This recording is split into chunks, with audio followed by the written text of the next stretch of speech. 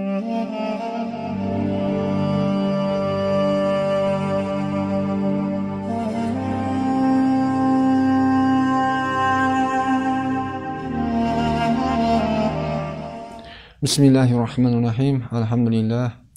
As-salatu was-salamu ala Rasulillah. Rasululloh sallallohu alayhi va sallam ro'zi nishasta bilan یک شخص یک جوان به نزد رسول الله صلی الله علیه و سلم آمده پرسید یا رسول الله من گفت بیشتر به کی نازی کنم؟ رسول الله صلی الله علیه و سلم گفتند امک، یعنی به مادرت گفتند. جوان باز هم پرسید باز به کی نازی کنم بیشتر؟ رسول الله صلی الله علیه و سلم گفتند امک. جوان دفعه سیوم پرسید یا رسول الله صلی الله علیه و سلم باز هم به کی بیشتر نازی کنم؟ رسول الله صلی الله علیه و سلم گفتند امک، یعنی 3 بار پی در پی گفتند امک امک امک. جوان باز هم پرسید دفعه 4م باز هم به کی نازی کنم بیشتر؟ رسول الله گفتند ابوک، یعنی بر پدرت گفتند. البته هر یک سخنی رسول الله صلی الله علیه و سلم حکمتی دارد.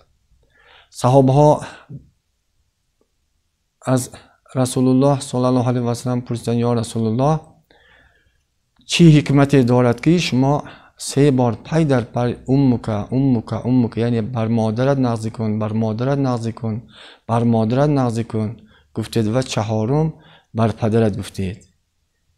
رسول الله صلی الله علیه و سلم در جواب گفتند مادر گفتند نسبت پدر 3 درجه حقوق زیاد دارد، زیرا مادرها 3 حادثه را از سر میگذرانند که مایان مردها پدرها از این حادثات ها بیخبر میمونید. بیخبرید. یکم این هم باشد مادر فرزند را 9 ماه در رحم خودش گرفته میگردد. به ضمن این خدمت شوهر را میکند، به ضمن این خدمت فرزندان را میکند، به ضمن این خدمت همه خانه‌داری قیناتا خشتامن را میکند. انا همین گفتن یکم حقوقی که زن نسبت یکم حقوقی که مادر نسبت پدر بسیار است.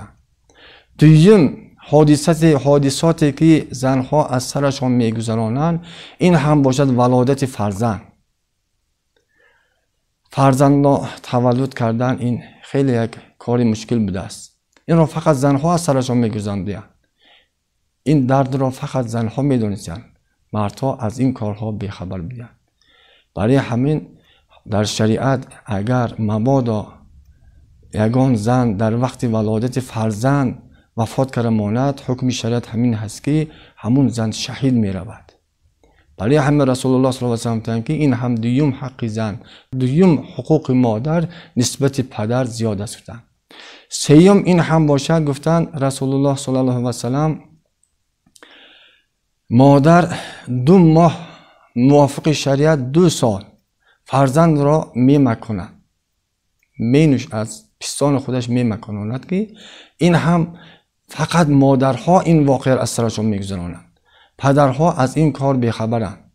برای همین رسول الله صلی الله علیه و سلم که 3 بار پی در پی امک امک امک و 4م گفتند بر پدر گفتند.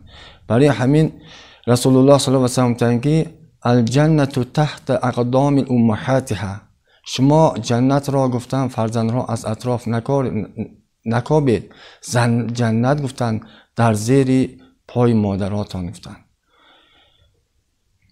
برای همین الله تعالی هر یک فرزند به توفیق هدایت را نصیب روزی گرداند. السلام علیکم و رحمت الله و برکاته.